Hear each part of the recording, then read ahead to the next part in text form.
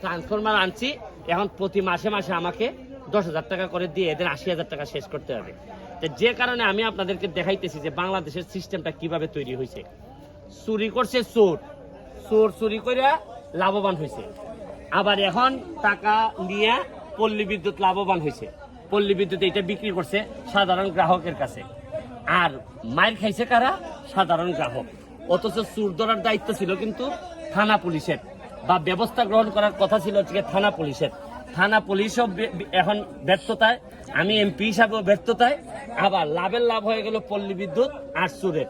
আমি চোরকে ধরার জন্য যা যা করার আমি এখন কাজ শুরু করছি, কিন্তু কিভাবে মানুষ বিভিন্ন এলাকায়, এই এলাকায় নাকি এই গত কিছুদিনে প্রায় 15 থেকে 20টা ট্রান্সফরমার চুরি হয়েছে। এখন বুঝেন, এক তো ক্যাপাসিটি চার্জ, তার উপর আবার এখন ট্রান্সফরমারের চুরি হওয়ার জন্য চার্জ।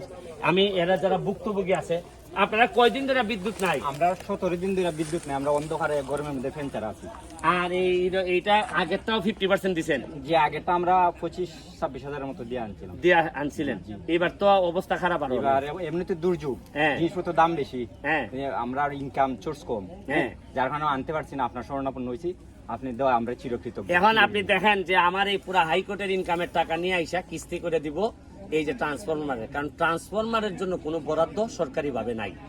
আর আমি শুধু আপনাদের সামনে একটা জিনিস তুলে ধরলাম যে আমাদের সিস্টেমটাই এমন ভাবে রেডি করা যাতে সব সময় কষ্ট হবে নিম্ন আয়ের মানুষের, সব সময় কষ্ট হবে এই যে বিভিন্নভাবে টাকা পাচার করে নিবে বড় বড় দুর্নীতিবাজরা, আর গিয়ে শেষ পর্যন্ত করের বোঝা টানতে হবে সাধারণ মানুষদের। এটা আমাদের নিয়তি হয়ে গেছে।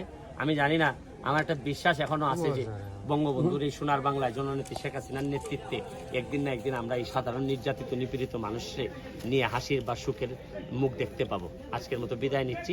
ভালো থাকুন, সুস্থ থাকুন।